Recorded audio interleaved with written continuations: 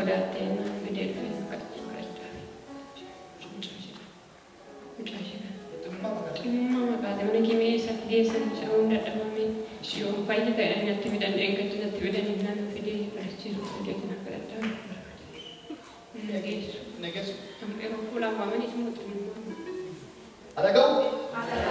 As qabaa akka keessa Yesuus Kiristoos yaadina Yesuus. As maqaa amantiidhaan yaa Waaqni jedhaa diddeen beektu.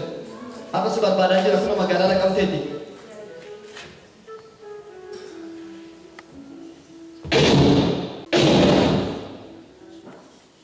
Gurra kana irratti kan hojjette xinnummaadha kaastee kan irratti hojjette. Gurra kana irratti kan hojjette kan irratti hojjette maqaasa du'ee du'aa kee deebi'ee jiraate.